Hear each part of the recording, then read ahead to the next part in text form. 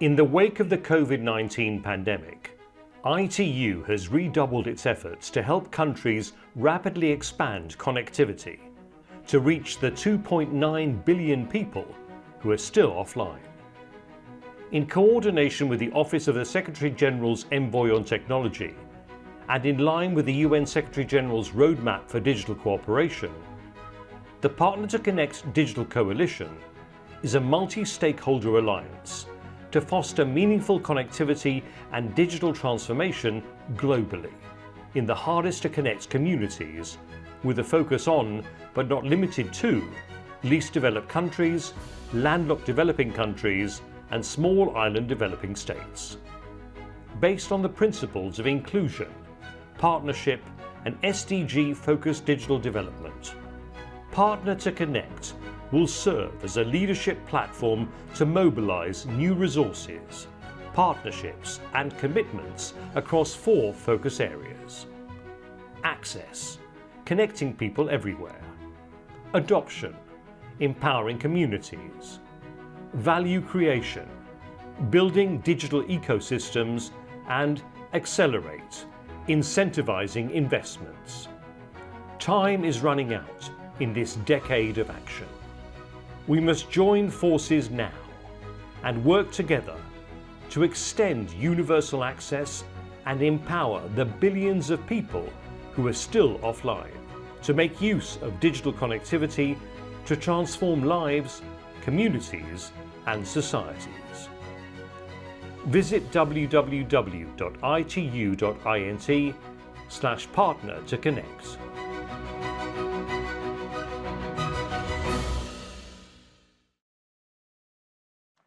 Well, welcome everybody to this 3rd web dialogue of the P2C Digital Co-Development Series, which is leading up to the Digital Development Roundtable at the World Telecommunication Development Conference in Kigali, Rwanda, which takes place from the 7th to 9th of June. I'm David Kirkpatrick. I'm a journalist based here in New York, and I'm with a company called Techonomy. And it's been my honor to be part of this series for the last couple of years, actually. And I'm very excited to be moderating this session today. And let me just quickly tell you how the session will go. The first segment is going to be dedicated to the presentation of the white paper, Achieving Universal and Meaningful Digital Connectivity, which was co-produced between the ITU and the UN's Office of the Secretary-General Envoy on Technology that was just announced yesterday. The second segment of the session will include a deep dive into the key pillars and issues that are driving change in this focus area 3, building digital ecosystems, as well as initial pledges made under the umbrella of the coalition. So to get us started, it's my pleasure to introduce my neighbor here at the table in New York, Doreen Bogdan-Martin, the director of the ITU Telecommunication Development Bureau. Thank you so much, David. I hope you can all hear me. Good morning, good afternoon, and good evening. Thank you so much for joining us for this 3rd dialogue of our Partner2Connect coalition. Partner2Connect, as most I hope know, is a global leadership level multi-stakeholder alliance that was launched by the ITU in 2021 in very close cooperation with the Office of the Secretary General's Envoy on Technology, and as part of the UN Secretary General's Roadmap for Digital Cooperation. The purpose of Partner2Connect is really to generate a movement not of words, but a movement of actions and commitments to connect people, empower communities, and to build digital ecosystems and incentivize investments to build a sustainable and inclusive world for all. With our 4 focus areas, we have built together with our action leaders, our area leaders, what I would call a very robust action framework. And of course, that was done together with our knowledge partner, the Boston Consulting Group, who's hosting us here for the physical part of our meeting today. We have been delighted to This work builds on extensive and inclusive consultations with a wide array of stakeholders from across the globe. Last time, a couple of weeks ago, when we met here in New York, we had launched our P2C online pledging platform. And we are very excited about the interest that that platform, our pledging piece, generate with civil society groups from around the globe wanting to come pledges. In today's session, we're going to dive deep, which is about building digital ecosystems, which ultimately value creation. We're also going to look at ways that will help accelerate the digital transformation of societies through a whole of ecosystem approach that nurtures entrepreneurship, that nurtures innovation, and of course, job creation through collaborative policy and regulatory practices that are supported by data. Thriving digital ecosystems are key to empowering the 2.9 billion people that are still offline, and to make that connectivity meaningful to those that we count as connected, but continue to face many challenges in leveraging connectivity that can actually help to improve their lives. Partner2Connect is all about driving universal connectivity.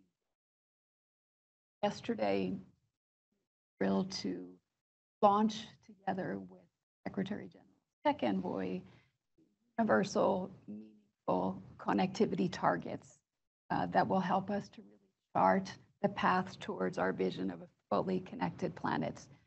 That work, as I mentioned, was developed with the Tech Envoy's office and basically comprises 15 aspirational targets that prioritize universality, technology, and affordability to ensure that everyone can benefit from the power of connectivity.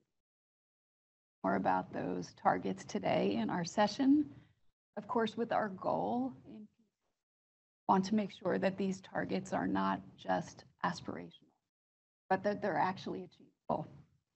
So with that, ladies and gentlemen, thank you to those of you that are here with us physically. Thank you to all of those that are joining online. Excited to dive into our session.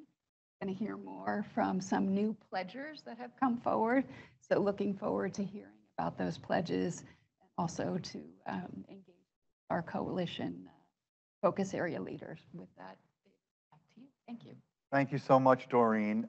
Now I'm pleased to give the floor to Heidi Schroeder-Fox, who is the Acting High Representative for the Office of the High Representative for the Least Developed Countries, Landlocked Developing Countries, and Small Island Developing States.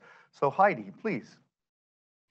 Thank you very much, David, and good morning, good afternoon, good evening, everyone, distinguished colleagues and distinguished guests. I'm sorry I can't be there in person today in this beautiful Boston Consulting office, but I'm really delighted to be there and participate remotely.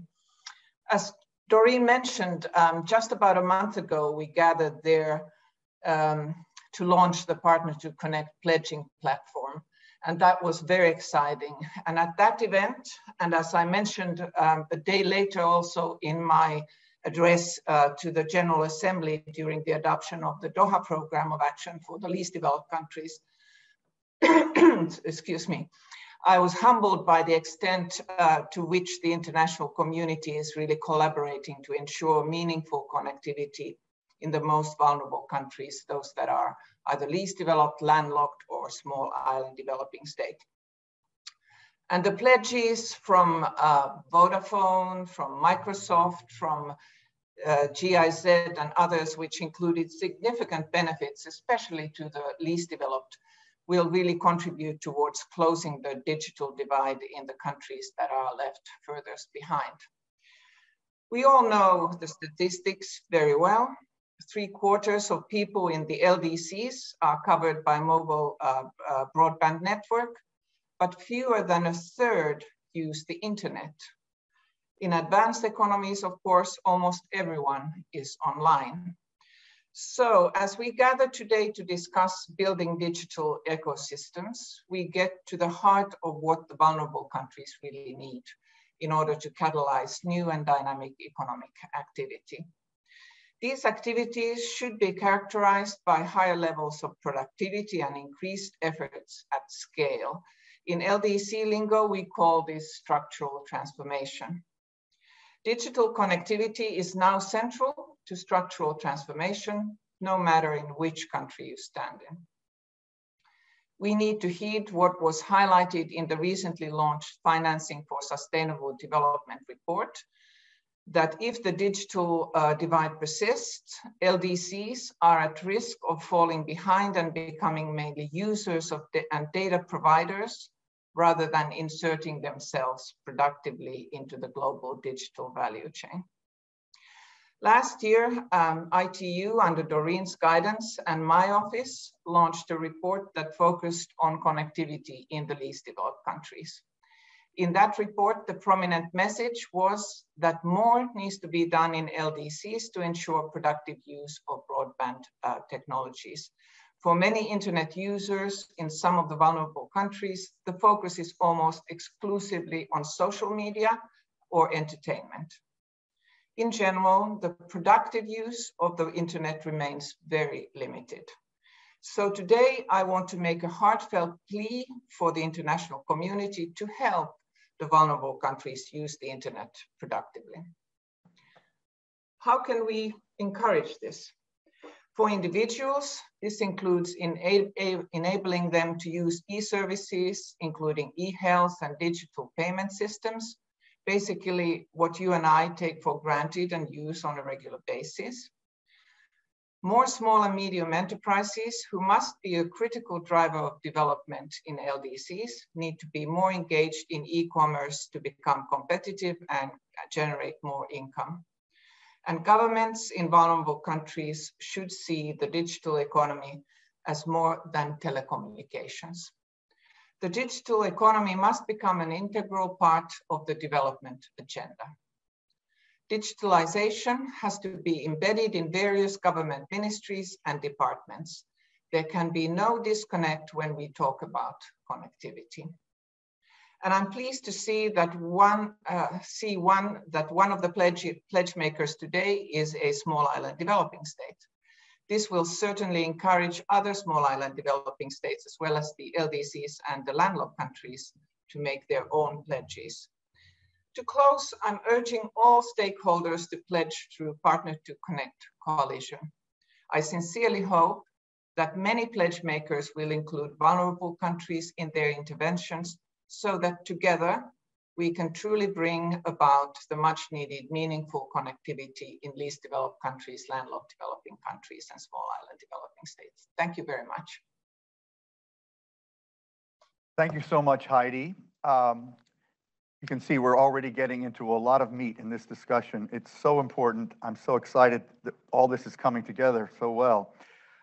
Now let me turn the floor over to another longtime veteran partner in this Partner2Connect series, Maria Francesca Spadalizzano, who is the Assistant Secretary General for the United Nations Department of Economic and Social Affairs and the Acting Secretary General's Envoy on Technology, for her special remarks. So please, Maria Francesca.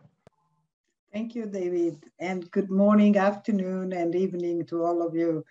I'm very pleased and proud to be here today, at least virtually, alongside my close partner and friend, Doreen Bogdan-Martin, and many others.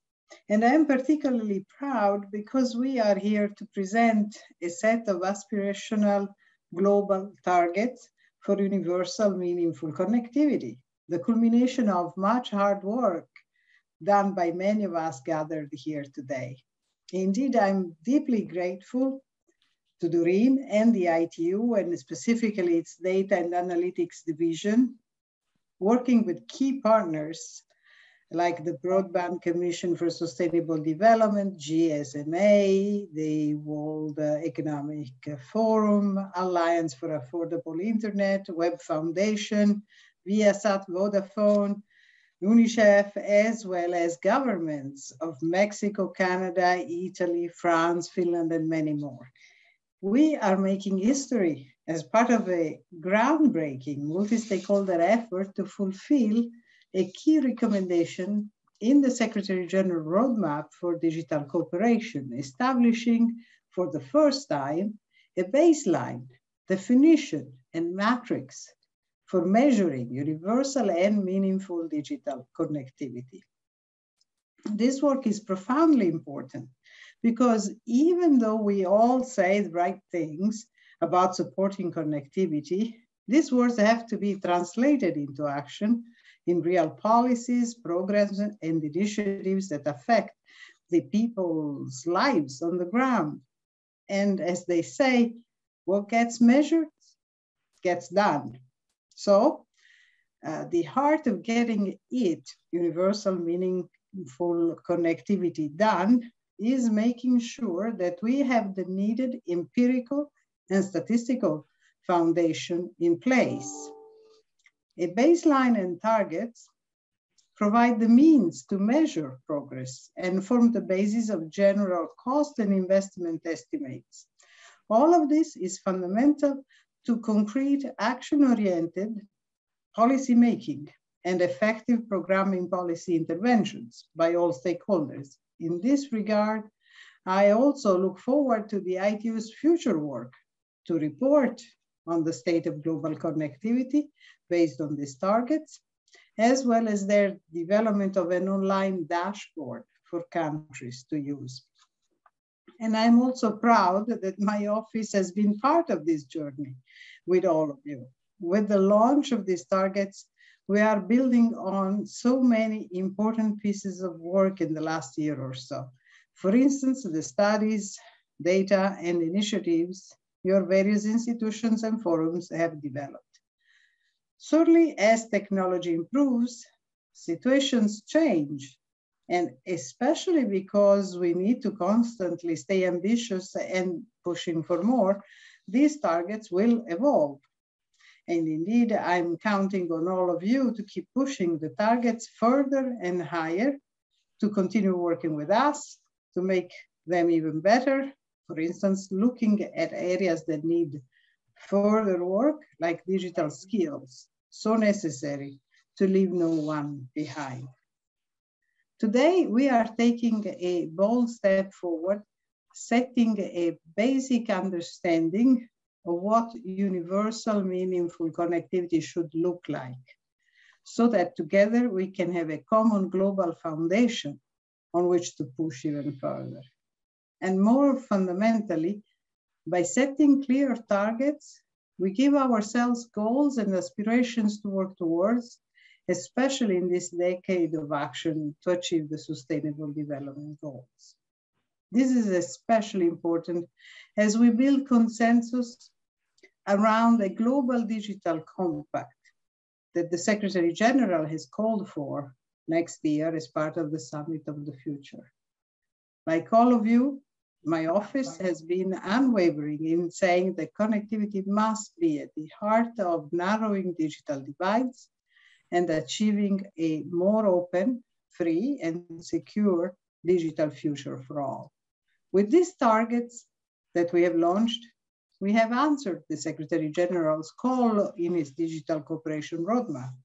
And now we can and must advocate for the Global Digital Compact to contain a resounding call for the world to achieve universal meaningful connectivity by 2030, accompanied by concrete actions and commitments.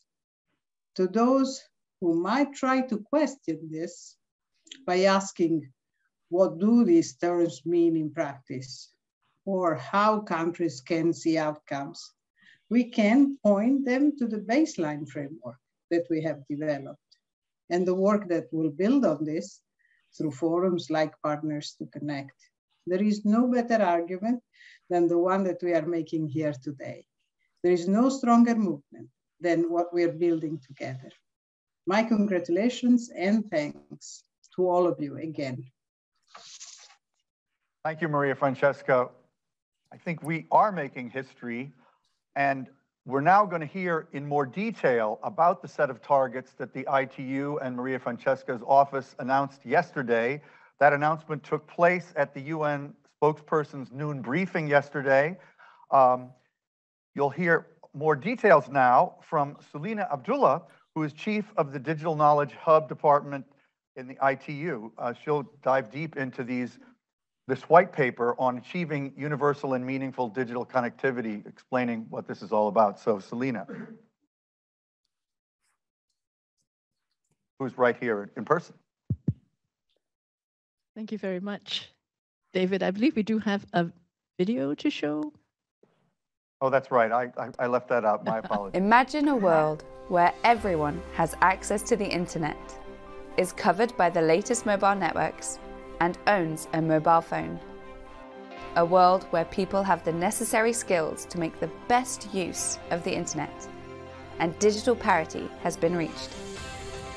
Envisage a world where every school, every household, and every business is connected to the internet with a fast connection, and a world in which broadband internet is affordable for all.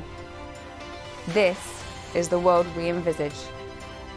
To achieve this, the International Telecommunication Union and the Office of the Secretary-General's Envoy on Technology have developed aspirational targets on universality, technology, and affordability to give countries and stakeholders a clear direction forward.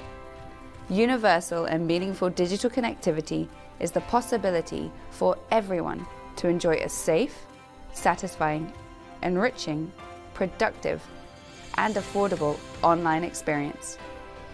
The targets will help countries prioritize interventions, monitor progress, evaluate policy effectiveness, and galvanize efforts to achieve universal and meaningful connectivity by the end of the decade.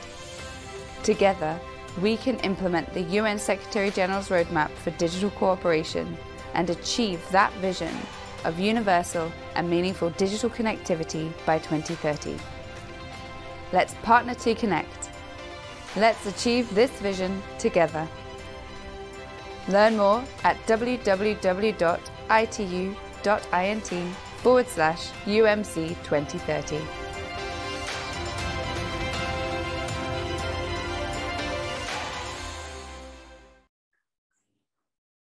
And that was the video. Thank you again, David. I've been asked to use this microphone, and my friends will know how dangerous it is to leave a microphone in my hands. Doreen, David, if I start singing, just put the video on again, yeah? So, well, let me start. Our three opening speakers have already touched upon this important topic and introduced these targets to you. So what I'll do is give you more detail. Moving along, I would like to start with a definition.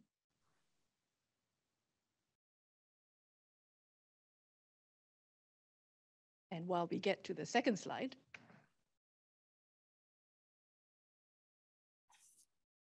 just so that we are all on the same page, what is universal and meaningful digital connectivity? What do we mean by being meaningfully connected? And how different is that from being connected, just connected online? Universal and meaningful connectivity is the possibility for everyone to enjoy a safe, satisfying, enriching, productive, and affordable online experience. In short, it means that you're able to do whatever you want online, whenever you want. So whether it's teleworking, remote learning, being entertained, accessing applications like e-farming, for example, or just send a simple message. This is not an exhaustive list. Of course, what we want is to bring everyone online. But in today's context, that's not enough. For connectivity to have significant and positive impact on people's lives and enable the digital transformation of economies, connectivity must not only be universal, but also meaningful. So the targets that we announced yesterday reflect that. It's a new narrative, a new imperative, and a new mission. So let me touch on the process that led to the formulation of these targets. It's the result of a multi-stakeholder consultation initiated in early 2020 as a follow-up to the UN Secretary-General's Roadmap for Digital Cooperation. The definition that I just gave was used to develop the analytical framework shown on this slide. And this framework was used to do two things. First, define the baseline for universal and meaningful connectivity. Secondly, formulate targets for 2030. The baseline indicates where countries are today, and the targets indicate where countries ought to be by 2030. As you see on this expanded version, the framework and the baseline are deliberately agnostic about the interventions needed to achieve universal and meaningful connectivity. And that's because there is no single recipe for success that can be prescribed to all countries. Our intention is not to prescribe a specific policy mix. So the levers that you see shown on the left are out of scope. And similarly, the framework and the baseline are agnostic about how connectivity is used. We don't intend or want to prescribe any specific behavior, nor is our intention to dictate what people ought to do online.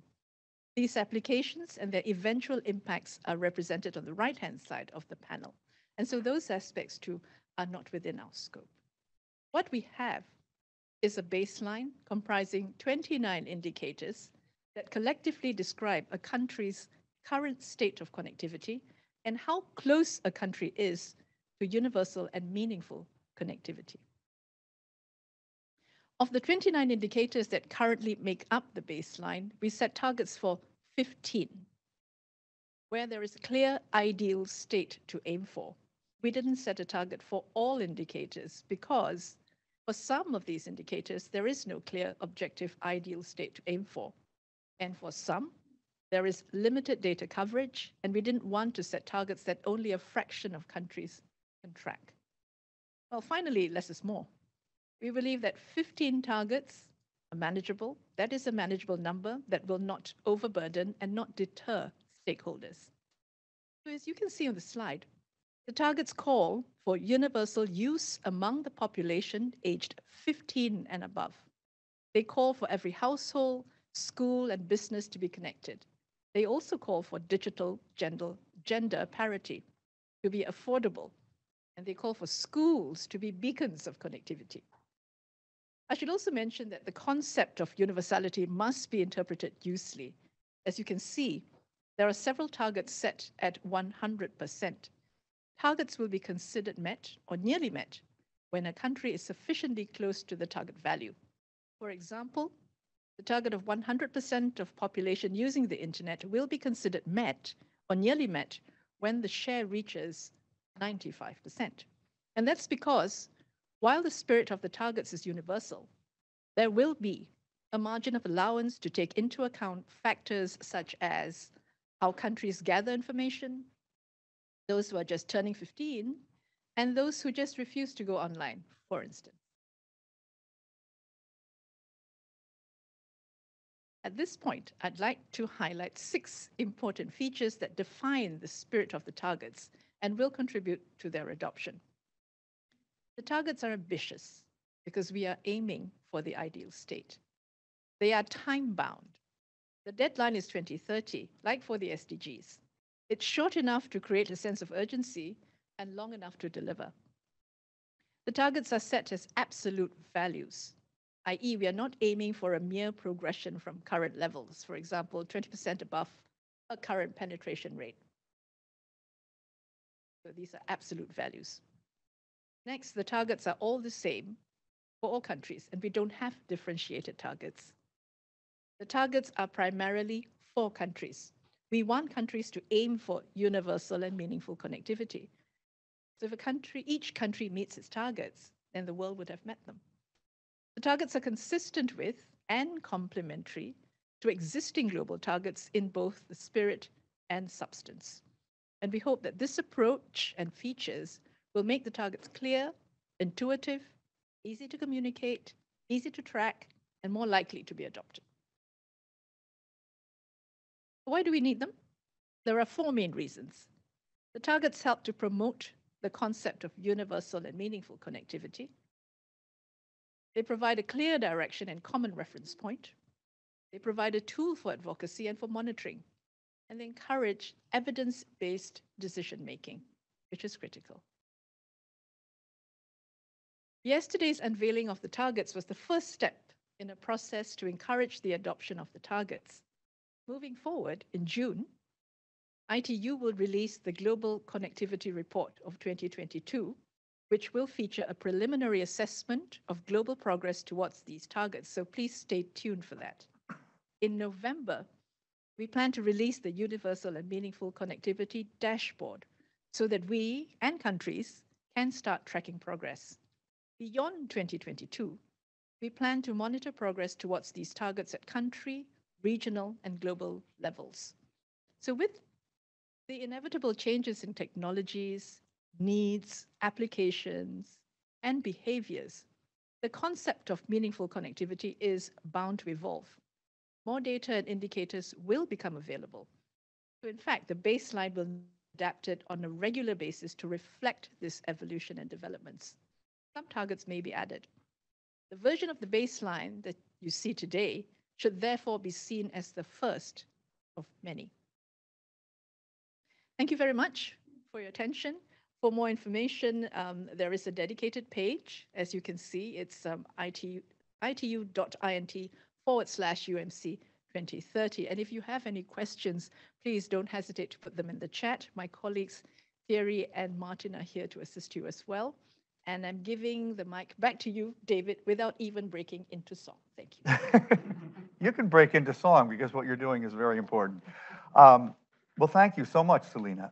So now we're going to shift gears a little bit and enter the second part of the session, where we're going to take a deep dive into focus area 3 of the Partner2Connect Digital Coalition, which is value creation, building digital ecosystems, which is obviously critical to achieving all these very ambitious but achievable goals. So let's start out with a video.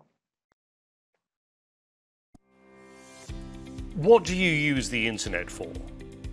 People use the internet for different types of things. Some use it for communicating, others for learning, others for accessing basic services, and others for creating value. Having access to the internet and having the right skills to be able to use it is important. But equally so is what people do with that connectivity once they have it. Thriving digital ecosystems are key to empowering the 2.9 billion people who are still offline, and to make connectivity even more meaningful to those already connected. They can also provide new economic opportunities and overcome barriers that prevent people from participating and contributing to their economies. Through its 4 focus areas, the Partner2Connect Digital Coalition seeks to drive universal, meaningful connectivity and digital transformation globally. The focus area 3 of P2C aims to accelerate the digital transformation of societies through an inclusive whole-of-ecosystem approach that nurtures entrepreneurship, innovation, and job creation through collaborative policy and regulation practices supported by data. Are you ready to use the power of digital to create value and help transform societies and economies? Join P2C. Be part of this global effort. Pledge for building digital ecosystems, or any of the other focus areas of the coalition. Visit www.itu.int/partner2connect or email us at partner2connect@itu.int.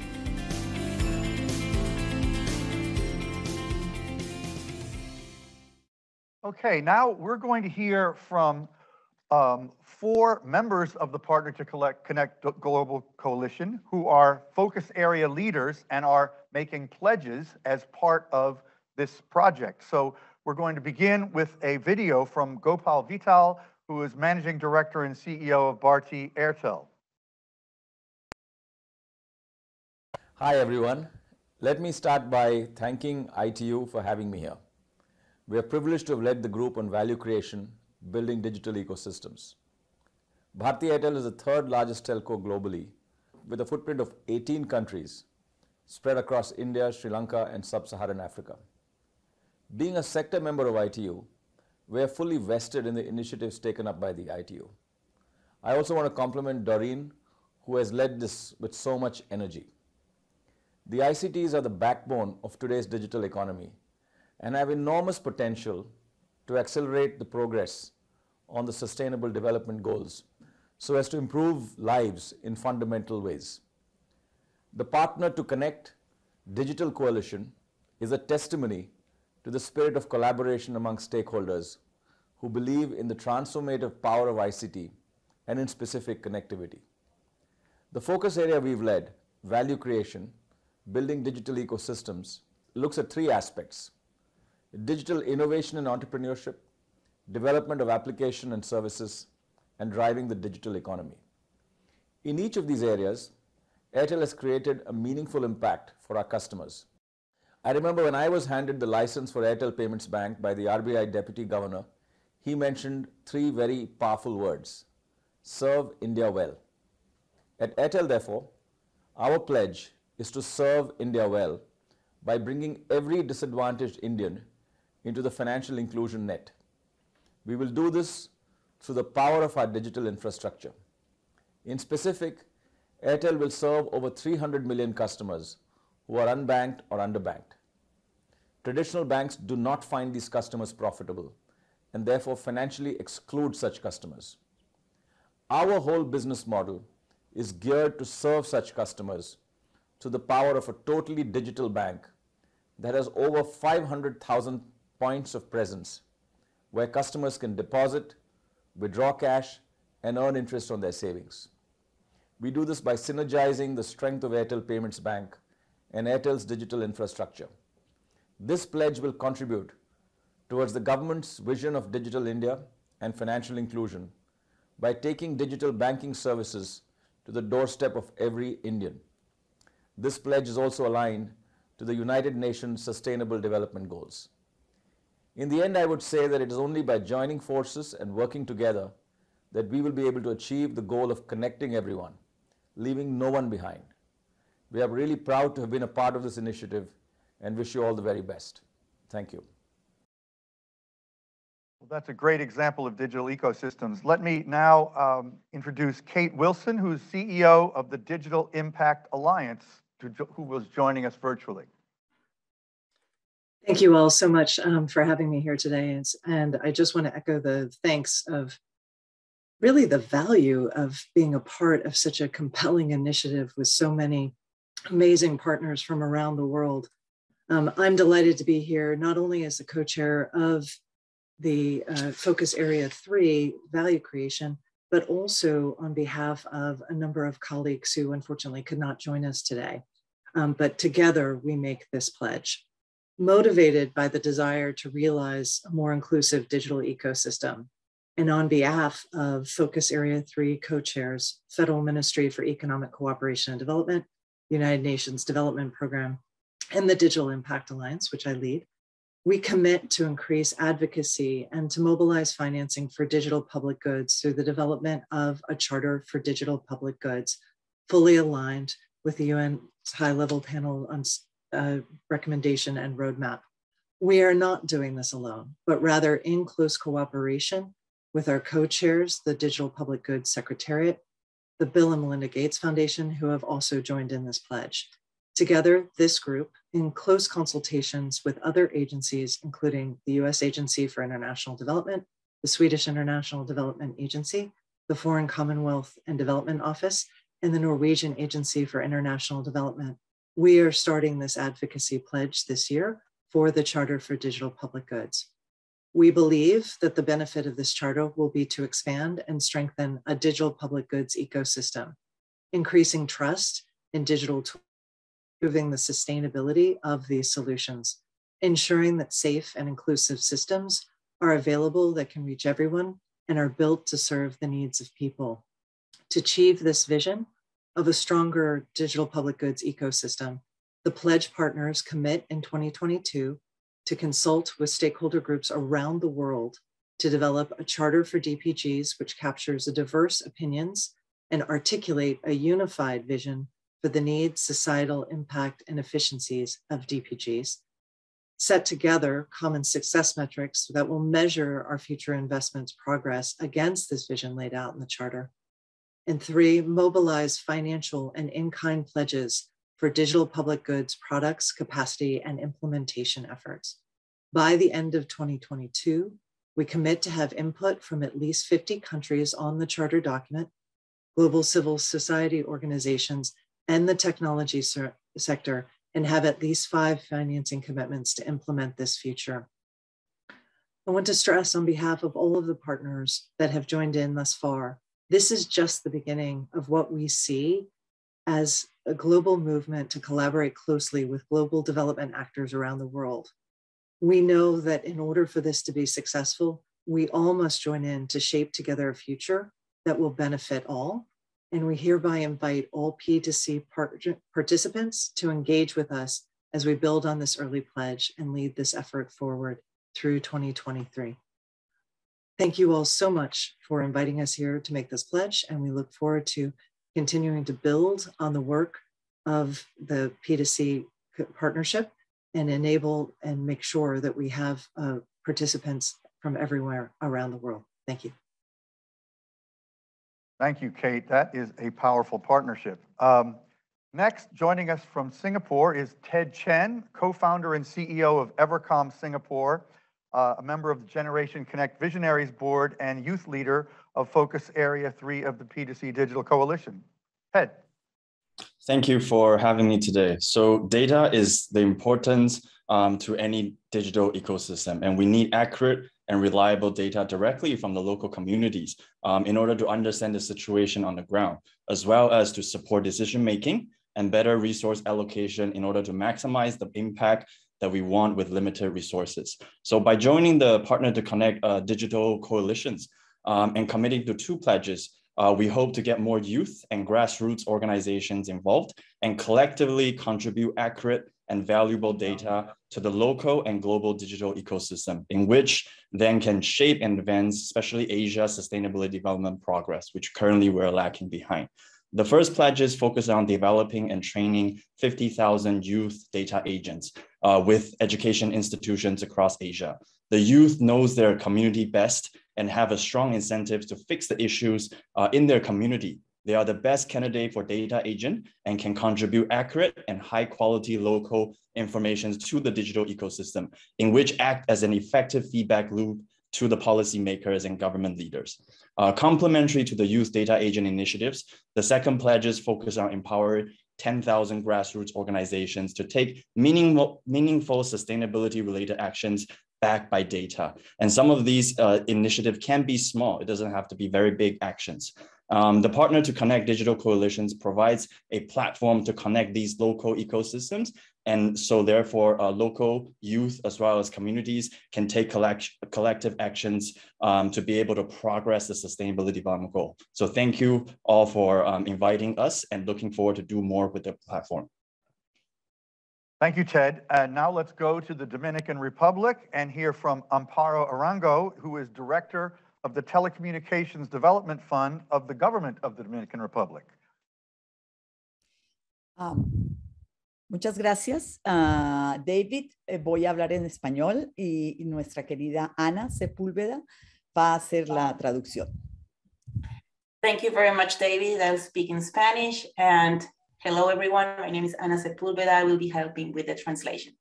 Bueno, primero decir que estamos muy contentos como Indotel y República Dominicana de haber sido invitados a formar parte de esta creativa y súper importante iniciativa para un ecosistema digital fuerte y vigoroso. So first of all, we want to say that we're very happy and grateful to be part of this initiative on behalf of Indotel and also the government of the Dominican Republic to be part of this creative and important initiative for building digital ecosystems. And thanks to Doreen Bogdan Martin por hacer este esfuerzo para realmente conectar de manera significativa nuestra gente. And once again, thank you very much to Doreen for making this tremendous effort to connect everyone in a meaningful way.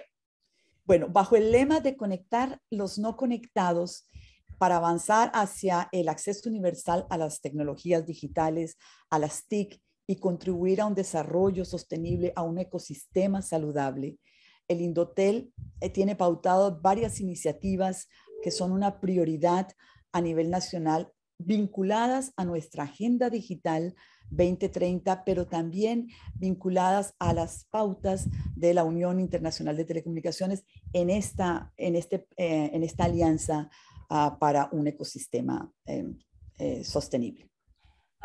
Under the aim of connecting the unconnected, and in order to advance towards universal access to ICTs and contribute to the sustainable development, Indotel, the Dominican Institute for Telecommunications, has established several initiatives which are of high national priority related to the 2030 agenda and also to the route established by the International Telecommunications Union. Sí, en particular, voy a mencionar 4 proyectos, iniciativas que están en marcha y entendemos que están apuntando a los elementos centrales de este ecosistema digital sostenible y aportando esa creación de valor. In particular, I want to highlight 4 initiatives or projects which are our pledges that contribute to the building digital ecosystems and also connecting the unconnected. Estos temas son una canasta digital social, segundo, un sandbox regulatorio, tercer tema que estamos trabajando es la 5ª generación de telecomunicaciones 5G y expandir la conectividad de banda ancha en los hogares y en todo el territorio nacional. So the four initiatives we want to pledge are: first one, the social digital basket; second one, the regulatory sandbox; third one, the 5th generation of telecommunications or 5G, in particular the roadmap for the implementation of the 5G in the Dominican Republic; and fourth, the expansion of fixed broadband connectivity in homes in the country.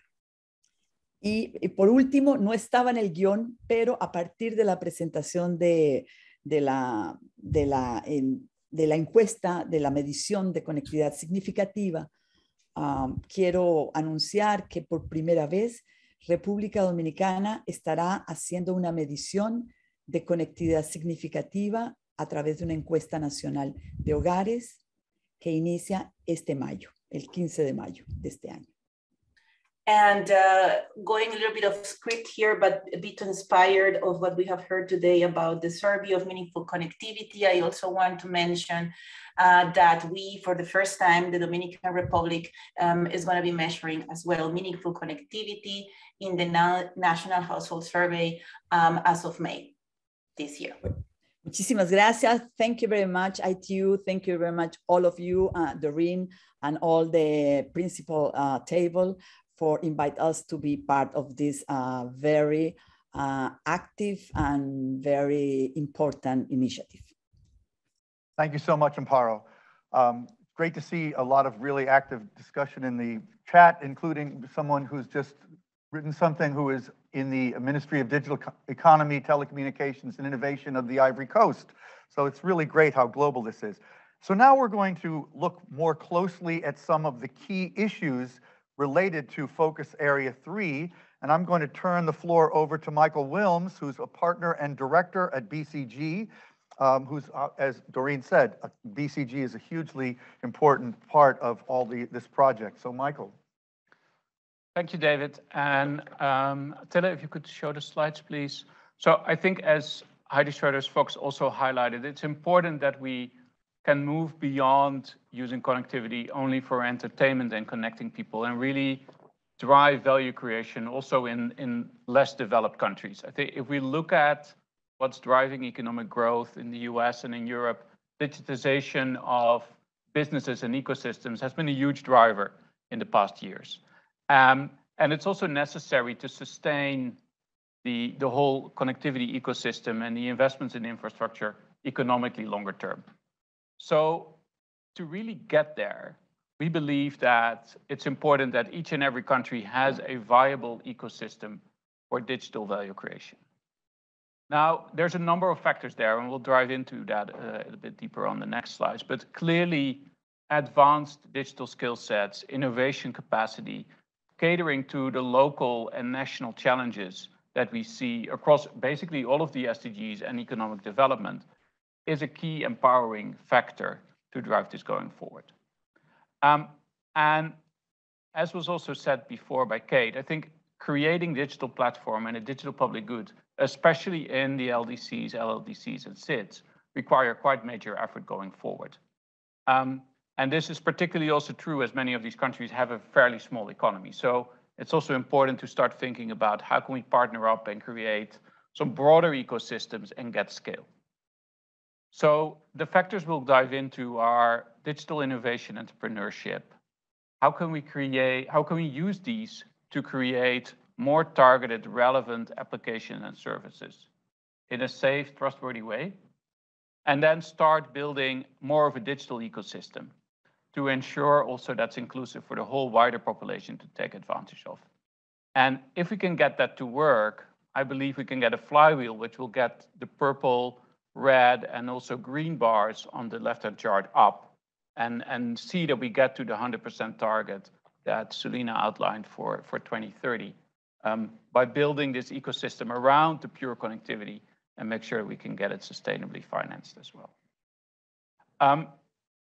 Just on the next slide, as a reminder for everyone, sort of last time when we were in this same setting, we presented the full action framework, which has 12 pillars across the 4 focus areas. Today, we'll focus on the value creation and how can we build digital ecosystem, which has 3 key pillars: digital innovation, entrepreneurship, application and services, and digital economy. And obviously, we need something which is consistent across all of these 12. Without that, each and every one may be separate and not sustainable. But if we can get this to work across all 4, I believe we can get to something which long-term will work. Zooming in on the 3 pillars we are focusing on today, and we'll have the discussion after my, my little presentation has ended. If we move to the next slide, clearly, there's a lot of work to be done around digital innovation entrepreneurship.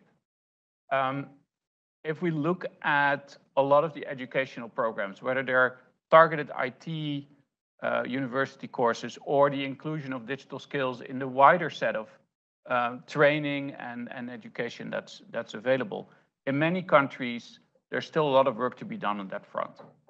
And obviously, as was laid out in the targets, there's a target of 50% of people having intermediate skills. But if we want to build this kind of digital economy, we're also going to have a percentage of people, maybe 10, 20%, who are much better skilled even and are able to build applications that are able to deal with big data questions, et cetera, et cetera. The other thing to start creating more entrepreneurship is actually connect people in startup ecosystems and ensure that we get Silicon Valley-like setups in many more places in the world. Obviously, that doesn't come by itself, but we do see efforts where you get incubators where lots of small companies can work together. And we are seeing some hubs in developing countries already, sort of Nairobi being a good example. And if we can get more of those spread in more countries around the world, we should be able to see a lot more innovation. Zooming then into the next pillar, which is application and services. There's a lot of barriers here still. A lot of these investments are having quite a short-term point of view around what's profitable in the coming 2, 3, 4, 5 years. We need to get also a point of view where this is seen as an investment in infrastructure and the payback may not be direct, but indirect. That also means, and I think Kate made a great pledge here, we need to start creating a much wider set of digital public goods and think around how can we use that to co-create in the local communities using those digital public goods as a basis for that kind of innovations and building new businesses. And then last in this aspect, I think the whole question around data governance, especially when it comes to personal data, how can we best use the personal data in a way that is safe and secure, that doesn't jeopardize privacy, will be critically important. And especially a lot of the lower income populations are at risk of their personal data being abused and not being safeguarded very well. And I think here, if we can get to that, to a more global aspect around how do we do personal data, that's going to help a lot. Then last pillar around digital economy. Obviously, it was mentioned already by Barty as well. The financial inclusion and the ability of everyone to do digital payments, et cetera, is quite important. But it's not only that. To get a viable digital ecosystem, we'll also need digital identities. We need the ability to do physical deliveries everywhere, digital contracting. A lot of these infrastructure setups to build a digital ecosystem are not in place in quite a few countries in the world. And that's something where help will be needed. Similarly, as we move to a more digital economy, obviously the increase of cyber attacks is also of increased importance. And also there's a need for more robust national cybersecurity strategies and ensuring that we also build those capabilities within these emerging small and medium businesses to ensure that they can protect themselves and keep operating their digital businesses. All of that should then lead to a much more accelerated digitization of businesses, drive innovation, and thus drive the creation of wealth also in smaller villages and towns where people can start their own business. And then last but not least, to make this also sustainable from an ecology perspective, we'll also need to drive more sustainable practices into the digital economy. Obviously, becoming digital has huge advantages from an ecosystem perspective, but it should be promoted as well. I think if you look at overall this focus area 3, it's probably the most esoteric of the 3, because there's a lot of different factors that we need to get in place. Sort of focus area 1, we can say, well, if we build the infrastructure, we make it affordable, we've solved it. This is much more around how can we get a lot of little different interactions to play together in a way that it starts stimulating each individual and starts making them capable to drive innovation and thus create value. Thank you, David. Thank you, Michael. So now we're going to dive into this focus area 3 with a discussion with many of our speakers, broken into the 3 parts of focus area 3: digital innovation and entrepreneurship, applications and services, and digital economy. Each section will begin with a poll. So let's start our first poll and put it up on the screen for our virtual participants. And I think we'd be able to put it up here in the room for the physical participants too. I'm not sure. I'll read it. It's, what do you think is the key ingredient to foster digital entrepreneurship? A, upskilled workforce. B, access to innovation hubs. C, effective local and national startup policies and partnerships. D, lower taxes, targeted funding for startups. And E, availability and sharing of data. So you can only pick one, but let's everybody pick one. But we can't vote, okay. I'm trying to vote, I can't do it. All right. But the room can. Okay, how many in the room would pick upskilled workforce? Okay, how many would pick access to innovation hubs? Okay, how many would pick effective national and local startup policies and partnerships? Okay, D, lower taxes, targeted funding for startups. Okay, there's proponents of that. And availability of and sharing of more data. Well, interestingly, there were people who put their hands up for every one. I think here in the room, the single largest number, which is one I was going to select, was effective local and national startup policies and partnerships, which, not surprising, this group would be in favor of partnerships. Can we get on screen the results of the virtual participants? Well, that was the most common answer, although, again, everyone had some proponents. So that's really healthy, I think, because it's really hard to pick from those 5. They were all important. So let us go to our first speaker, Amparo. And let me ask you, Amparo, how should governments foster digital entrepreneurship? Gracias, Patrick. Pido paciencia a la audiencia, al panel, por la traducción, pero es parte de la inclusión lingüística. Así es que vamos a, como mencioné inicialmente, tenemos estas 4 iniciativas que entendemos están contribuyendo a la innovación y al emprendimiento de nuestra gente, de nuestra población, de nuestros hombres y mujeres. So again, we have these 4 initiatives that can contribute to the entrepreneurship and stimulate digital entrepreneurship in our nation. Y voy a ir rápido, sin mucho detalle, para poder aprovechar el tiempo. La canasta digital social es un programa para fortalecer la demanda y está orientado lo estamos haciendo con fondos propios del Fondo de Desarrollo de las Telecomunicaciones del Indotel y tiene, la finalidad es contribuir al empoderamiento y a la autonomía de mujeres jefas de hogar que pertenecen a los estratos más pobres y vulnerables de la República Dominicana. Es un proyecto piloto que después queremos expandir para que ellas, usando una canasta digital social, una conectividad subsidiada por 2 años con un celular inteligente y una capacitación, una alfabetización digital con enfoque de género, puedan realmente impulsar y mejorar su autonomía económica y su empoderamiento. So the first one was, as I mentioned before, the Social Digital Basket Program. This is financed by the Fund of the Development of the Telecommunications entirely, and it aims to contribute to the autonomy and the economic independence, in particular of women who are heads of household and live in conditions of poverty and vulnerability through the use of subsidized internet and digital technologies for a period of 2 years, and the use also of a smartphone, so they can achieve social economic development for their own well-being and that of their families.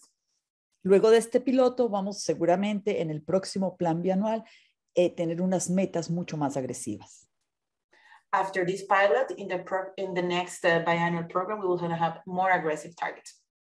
Bueno, este es el segundo proyecto, tiene que ver con un sandbox regulatorio que está realizando el Indotel con el apoyo y con la coordinación de la UIT, y este sandbox regulatorio tiene como finalidad una mejora regulatoria y impulsar la innovación, a identificar mejores prácticas que nos permitan realmente impulsar nuevos modelos, nuevos actores para cerrar brecha digital, no solamente los actores tradicionales, otros actores, redes comunitarias, proveedores de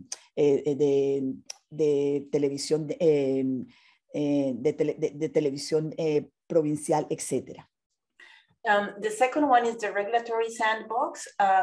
This project is carried out by Indotel jointly with the ITU, and its main focus is to improve regulation, the regulatory framework, with innovation, identifies also best practices and providing spaces for experimentation, bringing new and different actors from other sectors, and facilitate also the entry of new players in the field of digital connectivity, which is our ultimate goal, to bridge the connectivity gap. Llegar a esos no conectados, a esa base de la pirámide, va a requerir necesariamente que nuestro marco regulatorio se modernice, sea innovador y permita la entrada de nuevos actores. In order to reach those people, the bottom of the pyramid, we will need to modernize our regulatory framework. And for that, it is very important to provide an entrance for new actors. Bueno, un tercer proyecto, y es muy importante también, empezamos una hoja de ruta para la implementación del 5G en República Dominicana. Y esto partió por una declaración al más alto nivel de la República Dominicana de declarar de interés nacional el acceso universal a la banda ancha y a las tecnologías y a las redes avanzadas. The third one is the roadmap for the implementation of 5G networks in the Dominican Republic. And this came out of an initiative of the government and the country, which declared of national interest the right of universal access to the latest generation of broadband internet network and the productive use of these technologies.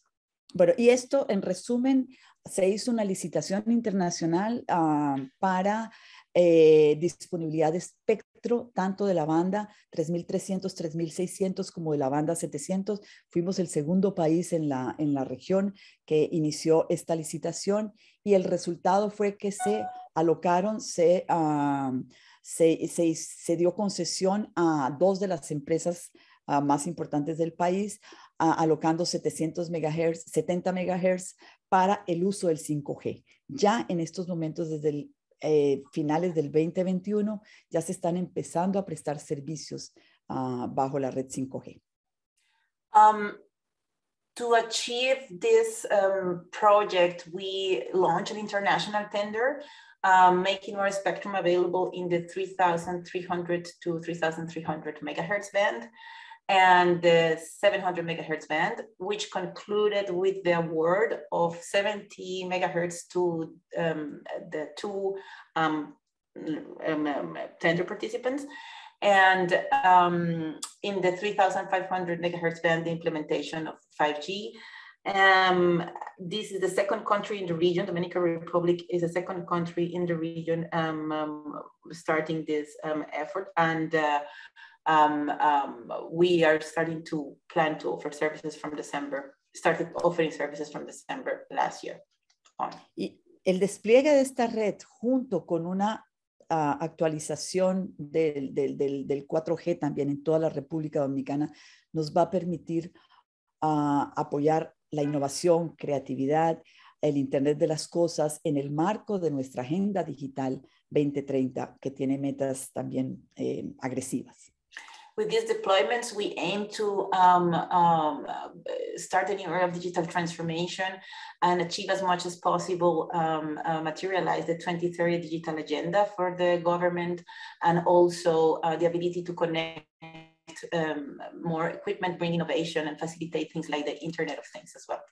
Bueno, y por último, un proyecto también importante, un proyecto que hemos llamado Mejora de la Conectividad para la Transformación Digital de República Dominicana. Estamos hablando del territorio y cuando hablamos de acceso universal, hablamos de territorio y de territorios que no están conectados. Este proyecto lo que busca es llevar Internet a fibra óptica en una primera etapa 26 municipios que no tienen fibra óptica, que no tienen internet fijo. Este es uno de los grandes desafíos que tenemos como República Dominicana para que tengamos ir avanzando en esa meta de hogares conectados a un internet fijo, a un internet de banda ancha.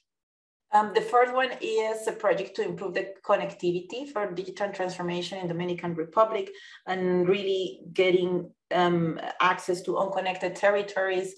It seeks to increase the levels of affordable and quality broadband connectivity through the deployment of digital infrastructure in about 26 municipalities that right now do not have fixed internet networks.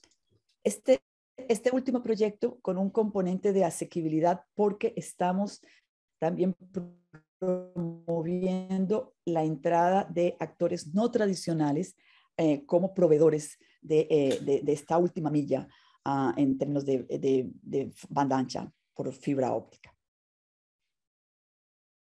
And again, as I mentioned before, this has an affordability component to promote the entrance of non-traditional players.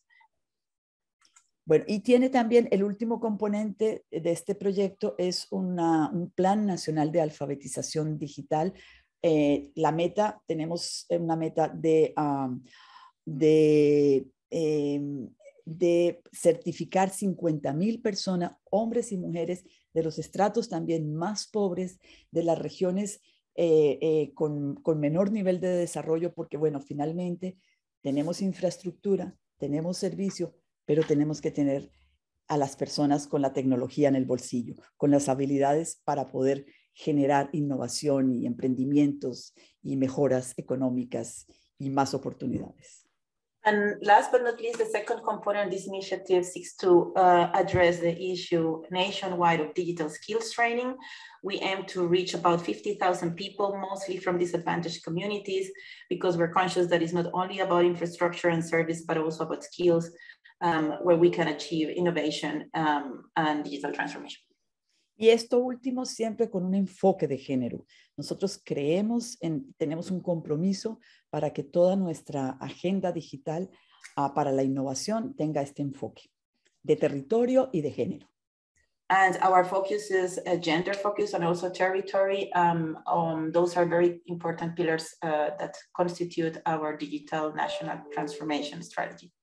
Bueno, thank you very much, and excuse for the time for the translation, but this is part of the language inclusion. Thank you, David, and thank you, all of you. Thank you so much, Amparo. A lot going on in the Dominican Republic. So now we're going to go to Lagos, Nigeria, and hear from Adelaya Odebunmi, who is CEO of Rubicon. Lagos is one of those cities that Michael was referring to, which is really a digital hub. But before I ask you your question, Adelaya, let me just point out to everyone that we are running a little behind time, and we've got less than 20 minutes left, so be conscious of the time as we go forward.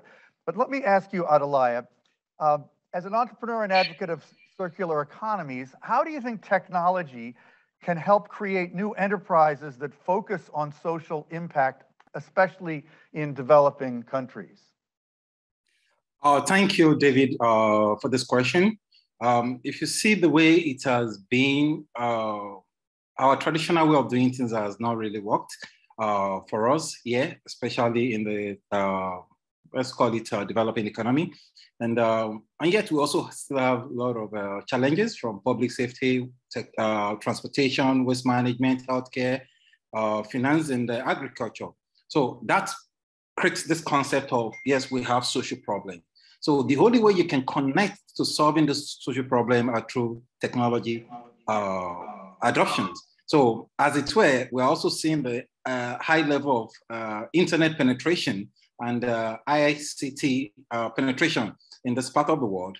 And as such, the best way to then solving these social problems then to use technology and key into those adoptions. And of course, you start to get the required results. So one of the main focus has also been how can we connect people to enablers and also be able to provide data for insight. Because one of the major challenge that this part of the world has also faced is the fact that there is no data for insight. So you just see everybody working from January to December, trying to make plans and all that, including government. So there are no data, and there's no how you can run a state. There's no how you can run a government. There's no how you can run a country without those data. And that is where what we are creating to ensure that everybody are able to plug in and have access to these ITC tools, including internet,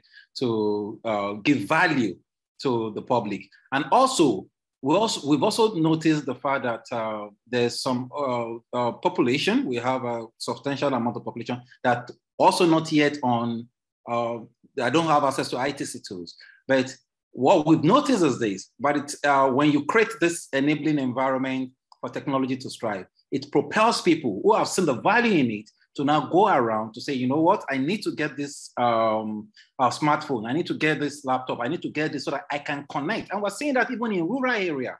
So what that gives to us is improving citizens' engagement in social problem, is driving efficiency, is increasing transparency, is building inclusion, and of course, increasing value and building sustainability. Thank you. Awesome. Thank you so much, Adelaya. So now we're going to move to the second pillar, applications and services, and we're going to start with a poll. So which issue would you address first in order to increase the use of applications and services in LDCs, LLDCs, and SIDS? A, insecure digital public infrastructure. B, limited open source content. C, Few smart hubs for digital and commercial connectivity. D, little co-creation with local communities. Or E, data governance framework. And while the online audience is making their selection in the room, let me ask you, which issue would you address first in these less developed countries and island states, et cetera? A, insecure digital public infrastructure. How many would emphasize that first? Okay. Limited open source content. What about that? Few smart hubs for digital and commercial connectivity. Little co-creation with local communities. Yes, there's some hands up on that one. Data governance framework. And hands on that too. Okay, let's get the results from the online audience. I'd say in the room, probably co-creation with local communities was our top one, but online, insecure digital public infrastructure was by far the biggest choice. That's interesting and very relevant. So let's move to Kate Wilson again. Kate, you talked in your talk before about digital public goods as a collective global resource. So what can be done so that digital public goods can be localized and customized to the specific needs of a country? So thanks so much, David, for the question. And also, I was one of those who voted for insecure digital public infrastructure, so I'll probably also make a few comments on that. I think we need to take a step back and also say, like, on top of the critical need to connect every country is then, what's going to drive that connectivity, which, as many of the speakers have touched upon, has been about, having the right content at an affordable price and more accessible to them. And so focus area 3 is really about building that local digital ecosystem that then encourages connectivity to take place. Realistically, every country in the world is on a journey to achieve some form of digital transformation and serve all of its people with the power of digital tools. The challenges are that many of these digital tools are not terribly easy to find. We don't know necessarily if they work together. And they certainly aren't tailored for the number of contexts in which we operate. Now, I came originally out of technology before I joined sort of the policy realm. And I can tell you that every platform in the world starts with fundamental basic precepts. And we need to think about countries' journeys, all countries, digital transformation, as really starting on a basis of fundamental infrastructure, which is enough power, enough connectivity, enough ability to essentially access affordable handsets. Then on top of that, there's a digital public infrastructure, which is often a shared public good of identity, payment layer, a data layer, and an ability to secure that infrastructure.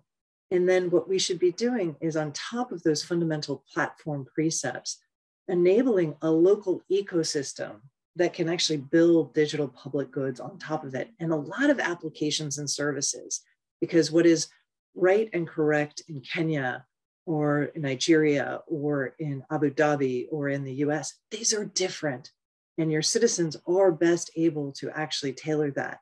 Where they need help is making sure that they can find a robust set of existing digital public goods and digital public infrastructure and make sure that those get laid out. So I would encourage us all to think about this not as an adaptation or a localization, but rather investing together in secure digital public infrastructure and some core digital public goods, and then enabling a local application ecosystem to thrive where the citizens themselves are actually building their technology. That is when, to me, we truly have achieved an ability to serve everyone, everywhere, with the appropriate infrastructure that is tailored to that country. Thank you. Thank you, Kate. You are a thinker as well as an activist, so it's great to have you here. Now, we're going to go to Bjorn Richter, who is with the government of Germany, where he heads digital transformation cluster of global and sector programs in GIZ. So Bjorn, I know you're an advocate of the importance of digital ecosystems in cities, where digital tools in cities can help to improve housing, healthcare, energy efficiency, waste management. So what do you think we need in terms of policy and standards to create more of these smart, sustainable hubs? And welcome and thank you for being here. Yes, thank you very much as well. And as Kate has pointed it out already, it's a pleasure because I believe we can only we have to only work together to solve the issues globally. And it's a fantastic environment and coalition that ITU has formed here. So thanks a lot for Doreen for your guidance. But back to your question, I think, David, the current focus is very much regional or internationally, but looking into the cities, what one is then also called smart cities, that shows us a magnificent ability to work and to foster digital ecosystems.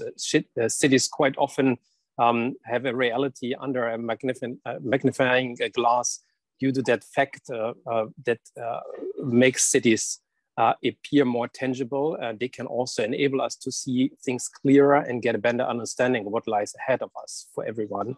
And definitely also cities are proving their agility, and they are a perfect test bed for verifying the gains of innovations. With that variety, we see very promising examples for the application of similar ideas, for example, in South Korea, or also in European cities like Barcelona, with the focus on digital data sovereignty for citizens, and particular focusing on urban planning, or also in Kigali, where the focus is very much on smart cities and the ability of transport on autonomous driving. So the global community has definitely witnessed that on a broader level during the last years in the context of global climate change, while countries were still arguing for the best compromise, cities formed the Global Alliance and moved ahead. And we see that, and we are supporting that also from GIZ's side on issues like energy, that cities are forming urban development initiatives, for example, the International Smart Cities Network of cities in Brazil, India, Mexico, and Peru. So we see definitely there's an opportunity to provide support to a digital ecosystem in cities. But in the end of the day, it's also very much focusing to the topics that were already laid out, particularly laid out to an inclusive approach to digital transformation and the designing the accompanying regulatory framework. And that definitely ties back to what was already launched today, the DPG, the Digital Public Goods Charter, that was introduced and of what Germany is a part of. And we would definitely would like to ask partners from the digital ecosystem to rally around this important alliance to implement open source, well-government solutions in a geographical focus, and very, very relevant also with the application on cities level, particularly there on e-identity. So that includes and applies to open data for better informed decision-making, not only when it comes to transport and energy, but definitely also to urban planning. That same is true for our work that was introduced, I think, last meeting already, the GovStack initiatives, in which we design generic application on digital public blocks that every city, and there are particular cities like Singapore are really spearheading the development, can greatly benefit from to really then work for the better of its citizen, and to really then spearhead also the development of what we call smart cities. And I think that's also something that the next speaker is focusing on. Thank you so much, David. Thank you very much, Bjorn. I look forward to seeing what they're doing with autonomous vehicles in Kigali. So we've heard a lot about data, and Bjorn just set up Ted Chen, who's now going to intervene, and from Evercom Singapore, and obviously also Adelaya was talking with some passion about the importance of data. So what's the experience of Singapore, Ted, and how do you think more and better data can be generated to help governments and citizens work together? Thank you for the questions. We believe that there are many ways to generate data. An expensive example could be using high-tech LiDARs or robots to create city-scale digital twins. And from the digital twin, of course, it's much easier and cost-effective to test different city planning scenarios with accurate and rapid simulation.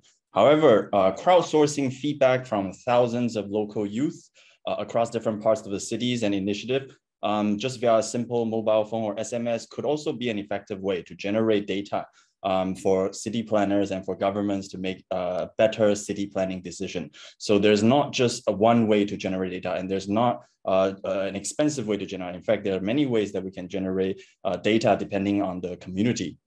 And for both scenarios, making organized and accurate data available to the public should be a priority. It lowers the barriers so everyone in the community is empowered to make their contribution towards improving their community. We see Singapore does this by creating a common platform called data.gov.sg. This is where important and highly accurate city-related data are made available to the public. Some of these data are static, and some of these data are dynamic with a real-time API access already built in. So anyone can access these dynamic data as well to build their application. So theoretically, anyone can build an app or solutions directly using these data or insights generated from these data. And more importantly, these kind of initiatives encourage youth to pursue entrepreneurship and build a data-driven application that supports the wider digital economy. So for countries that does not have something like data.gov.sg, we hope to leverage on the Partner2Connect Digital Coalition as another way to be able to better empower and encourage the local youth and the grassroots community. Well, thanks, Ted. This is such a rich conversation. Now we're going to move to the third and final pillar, digital economy, and we have a quite brief poll, which is good because we're short on time. So the question is, are you taking full advantage of the digital economy? This is, I think, a question everybody could answer with some certainty. So are you absolutely, sometimes, or not at all? Let's ask you here in the room, are you absolutely taking full advantage of the digital economy? I dare anyone to put their hand up. Okay, no. How about sometimes? Okay, let's say that's probably what we have to say, but some people might say not at all. So really quickly, I imagine online people were able to answer that fairly quickly too. So let's see what you said online. Okay, some say absolutely. All right, well, I dared them and 35% said that. Good for them. And a small percentage said not at all, but mostly we're sort of sometimes taking full advantage of the digital economy. So let me now move to Rahul Vats, who's Chief Regulatory Officer at Bharti Airtel. Tell us where you're coming to us from, Rahul. Thank you, David, for the question you asked. Well, I was going to ask you. I was asking where you're coming from, but the question, sorry, is how is Airtel helping bring financial inclusion to farmer communities in India? I'm sorry I didn't ask that. I was just hoping you'd tell us what city you're in. So I'm in New Delhi right now, and thank you very much for the question, David. Great. Also, let me thank ITU, Doreen, and more specifically leaders in Focus Group 3 and the BCG for a very engaging discussion we have been having over the last few months. At Airtel, we have built and nurtured very strong relationships with all stakeholders, including customers, communities, government, and our suppliers. And in a year gone by, where India and most of the world, by the way, faced a crisis that had few parallels in human history, and which actually permanently altered the normal way of life, I think we at Airtel were able to leverage our digital capabilities and technology backbone to seamlessly serve our customers and the nation. We could not have done this without having our digital platforms that we have created. What do these digital platforms really do for us? First, they create for us a very efficient and a good omni-channel experience to our core business. Secondly, they generate a lot of revenue streams for us, which relate to data, payments, distribution, and network. And finally, they also lead to a creation of an ecosystem of powerful partnership that we try to leverage our foundational strengths on. So at Airtel, we are really creating impact to the customers and communities through applications and services. Let me give you a few examples. One of the platforms, Airtel Payment Bank, is India's only multi-segment fintech operating at scale, changing the way Indian banks are becoming more simple and accessible. And we are doing this to 5 lakh bank points, which we have created throughout the country. We also have a product called Airtel SafePay, which makes digital payments secure through additional layer of authentication to prevent from frauds happening, from cyber frauds. Third, with our partnership with the National Small Industries Corporation, we are making it easier for millions of small businesses to get access to Airtel's connectivity, conferencing, cloud, and security solutions. We also have something called a Suraksha salary account, which, by the way, is very innovative salary account for MSA, for medium scale enterprises, where the informal labor force is not able to get the social benefits. So with this account, we actually offer them hospicash insurance and also give them personal accident insurance covers. Now, coming specifically about the farmers and the agricultural community, we have done some extensive work on this field. First, we have a partnership with the IFCO Kisan Sanchar, which is like a farmer union, where we have set up a mobile app. And this has empowered millions of farmers to improve their productivity and income by enhancing their knowledge on commodity prices, weather, agronomy, horticulture, and government schemes. And this we are offering in 10 different local languages in the country. And it's right now being used by more than 3 million farmers all across the country. Secondly, we have partnered with MasterCard to develop customized financial products for farmers. And out here, what we are doing is we are giving them a platform which provides them with advanced farming techniques and connections to marketplaces. The platform also provides farmers with access to neighborhood banking, services, and also gives them stable income growth. Also moves towards a cashless economy. Thirdly, we have recently partnered with a company called Stellapps. This is like a dairy startup, and we have tried to enable cashless payment transfers to small dairy farmers, where we would actually onboard the farmers' partner milk connection centers as banking points. So I would like to reiterate what Gopal had covered earlier. We are really committed to bring changes to our communities and to serve the communities which are unbanked. And we really want to drive our digital stack so to serve our customers overall. So thank you very much for this question and look forward to working with the PTCU. Thank you so much, Rahul. It's really impressive the degree to which Bharti Airtel is thinking beyond just providing mobile internet and telephony, and really thinking hard about especially the financial side, but I'm sure you're doing tons of other stuff too. And thank you also for your patience as we were running a little low on time and a little behind, but you were very, very kind to wait. I want to also thank all the great participants who've been making great comments, joining us, the hundreds of you around the world.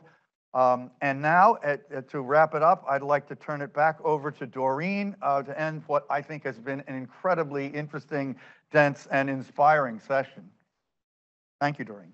Thank you. Thank you so much, David. It's been another great session, I think. Starting with Heidi in the beginning of our session, who made a heartfelt plea to Maria Francesca, who, as she rightly said, we are making history, I think, here, laying the groundwork for the future global digital compact.